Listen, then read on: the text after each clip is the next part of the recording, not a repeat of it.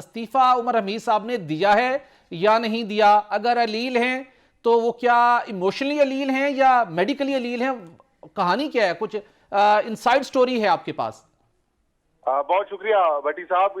ये कहानी ये है कि जुमे वाले दिन ना इलेक्शन कमीशन ऑफ पाकिस्तान का एक अहम इजलास हुआ, जिसमें आम इंतखाबात की जो तैयारियां वगैरह हैं उसके ऊपर इलेक्शन कमीशन ऑफ पाकिस्तान को जो है वो ब्रीफिंग देना थी सेक्रेटरी इलेक्शन कमीशन की जानिब से। इलेक्शन कमीशन ने एपलेट ट्रिब्यूनल्स के अंदर जो होने वाली दरखास्तें हैं उस हवाले से भी अपडेट हासिल करनी थी, और बिलखसूस सिक्योरिटी के हवाले से जो इलेक्शन कमीशन ने एक कमेटी बनाई हुई थी कि अमन ओमान की सूरत हाल, मौलाना फजल रहमान की दरखास्त वगैरह भी आई हुई थी, तो इन तमाम सब चीजों के ऊपर ब्रीफ करना था।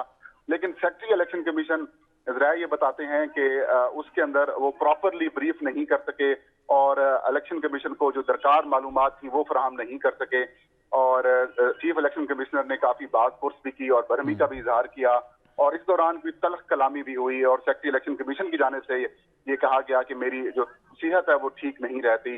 तो चीफ इलेक्शन कमिश्नर ने काफी बरहमी का इजहार किया और ये कहा कि इंतखाबात का वक्त बिल्कुल करीब है, इतना ज्यादा प्रेशर है काम का और आप ये एक्सक्यूजेस पेश कर रहे हैं।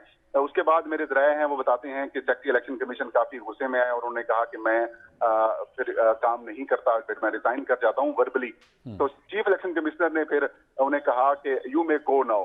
तो उसके बाद सेक्रेटरी इलेक्शन कमीशन जो है वो उस मीटिंग से भी चले गए और उन्होंने अपना जो ऑफिस है वो भी छोड़ दिया, और उसके बाद जुमे का दिन सारा गुजर गया। फिर हफ्ते वाले दिन जो है वो इलेक्शन कमीशन ऑफ पाकिस्तान ने सुप्रीम कोर्ट ऑफ पाकिस्तान में एक रिपोर्ट जमा करवानी थी जो कि तौहीन अदालत से मुतालिक थी।